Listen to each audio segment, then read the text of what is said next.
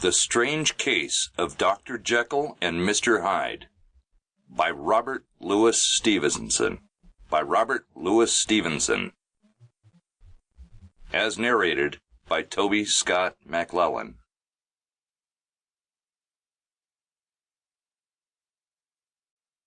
Story of the Door.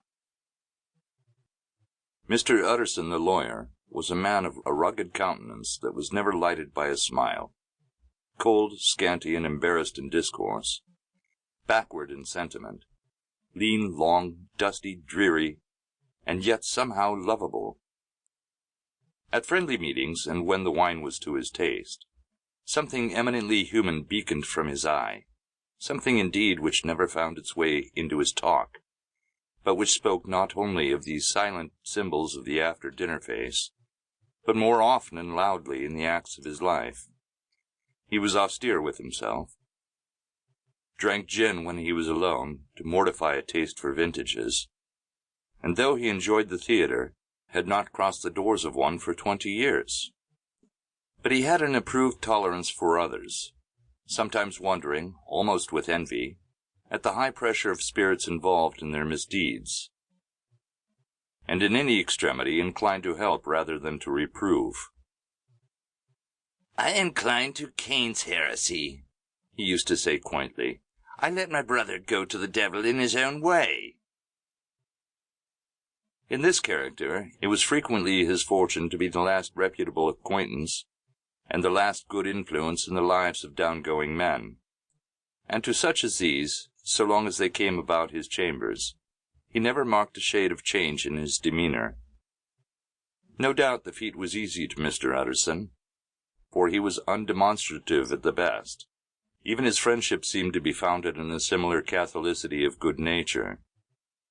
It is the mark of a modest man to accept his friendly circle ready-made from the hands of opportunity, and that was the lawyer's way. His friends were those of his blood, or those whom he had known the longest. His affections, like ivy, were the growth of time. They implied no aptness in the subject. Hence, no doubt, the bond that united him to Mr. Richard Enfield, his distant kinsman, the well-known man about town. It was a nut to crack for many, what these two could see in each other, or what subject they could find in common. It was reported by those who encountered them in their Sunday walks that they said nothing, looked singularly dull, and would hail with obvious relief the appearance of a friend. For all that, the two men put the greatest store by these excursions, counted them the chief jewel of each week, and not only set aside occasions of pleasure, but even resisted the calls of business, that they might enjoy them uninterrupted. It chanced on one of these rambles that their way led them down a by-street in a busy quarter of London. The street was small and what is called quiet, but it drove a thriving trade on the weekdays. The inhabitants were all doing well, it seemed, and all emulously hoping to do better still, and laying out the surplus of their grains in coquetry, so that the shop fronts stood along that thoroughfare with an air of invitation, like rows of smiling saleswomen.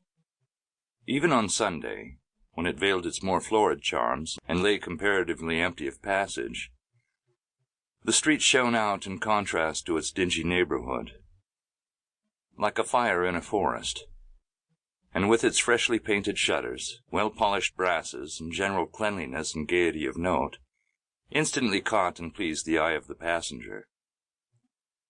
2 doors from one corner, on the left hand going east, the line was broken by the entry of a court, and just at that point a certain sinister block of building thrust forward its gable on the street. It was 2 stories high, showed no window, nothing but a door on the lower story, and a blind forehead of discolored wall on the upper, and bore in every feature the marks of prolonged and sordid negligence. The door, which was equipped with neither bell nor knocker, was blistered and distained. Tramps slouched into the recess and struck matches on the panels. Children kept shop upon the steps. The schoolboy had tried his knife on the mouldings, and for close on a generation no one had appeared to drive away these random visitors. Sample complete. Ready to continue?